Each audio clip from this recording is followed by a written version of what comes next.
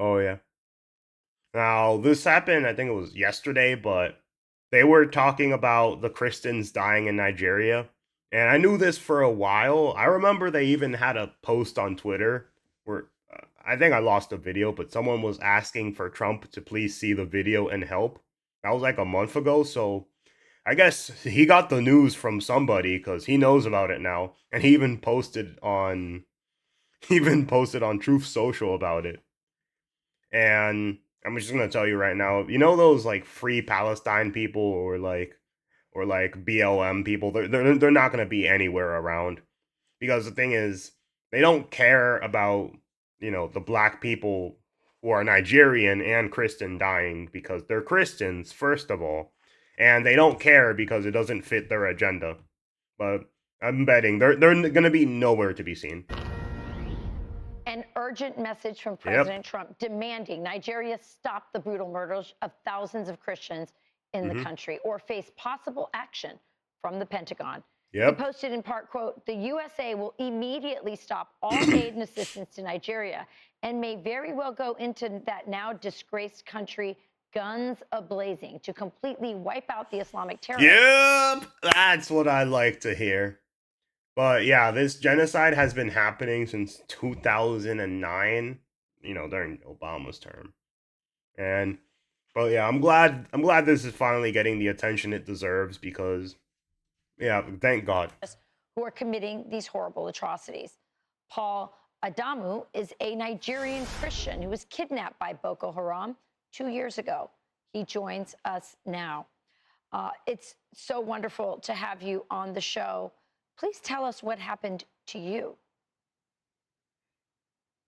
It was such a disheartening situation. 2 years ago, I was kidnapped by the dreaded Boko Haram along my way to the airport while I was Mm-hmm. traveling to Cameroon to meet some of my colleagues, and then I got kidnapped along the line, along the route. And you were held for how long? 12 days. Okay. And there are Damn. many people, especially young girls, who have been kidnapped by Boko Haram, put into forced marriages. Yep. And yep, this is basically like radical Muslim extremist Sharia law.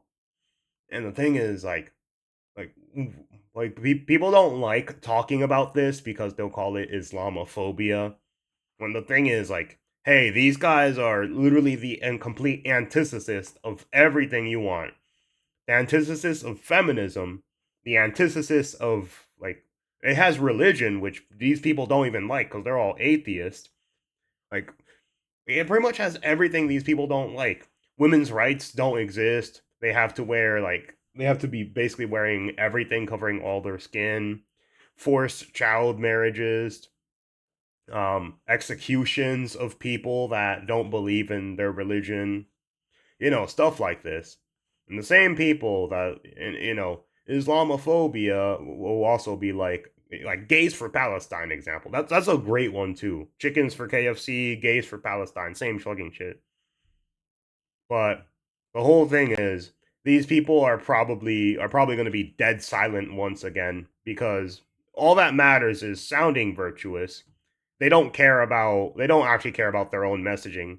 As long as they just lie and pretend to care about it, that's all that matters. Forced conversions, they're still in captivity. The Yep. situation there is quite dire. You heard what President Trump has said. Here's what Nigeria's president has said in response. He said that the characterization of Nigeria as religiously intolerant does not reflect our national reality, nor does it take into consideration the consistent and sincere efforts of the government to safeguard freedom of religion and Mm-hmm. beliefs for all Nigerians. What's your message? What's it like to be a Christian in Nigeria?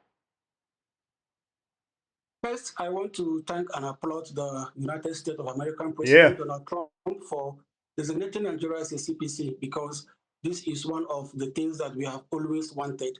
For the message of the Nigerian president, that I think at this point I will say that there is a time when propaganda has no appeal.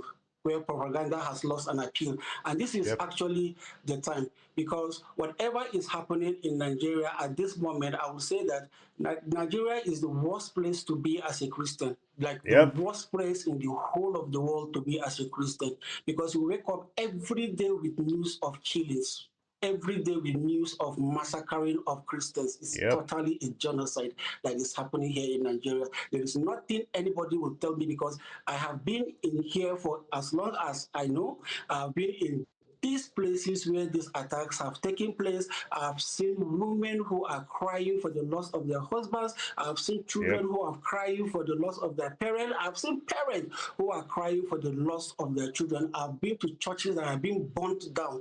These are not things that I've heard from the news or someone telling me.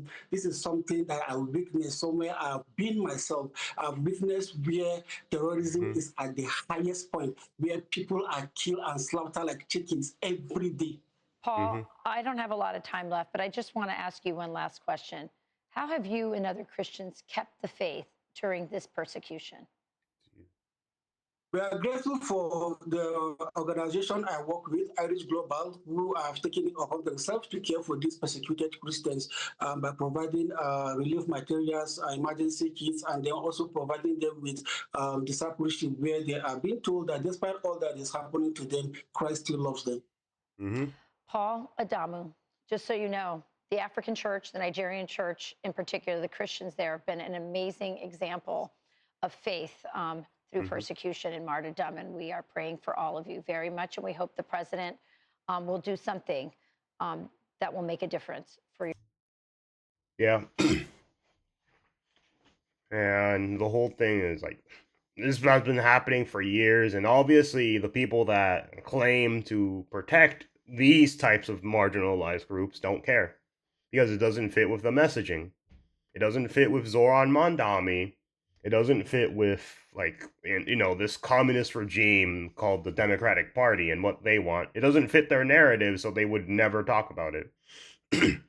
I'm so grateful Elon Musk bought X, because so much news that would have been buried by the mainstream media always is out. All it takes is one person with enough appeal, and bam, everybody knows about the story. Everybody knows. Everybody hears it. This is another example of another story coming out that thankfully now is getting the attention it needs. So I hope for these guys, I hope for the best, and we're going to see what Trump does, but I fully agree with cutting the aid immediately. That's the very first thing you need to get rid of. Once that's done, we'll see what happens, and obviously we're also having problems with Maduro as well, and we're going to see what's going to happen there. But this is one of those cases where we'll just see what Trump does, but the Nigerian government probably is going to have a regime change or something. That's my guess.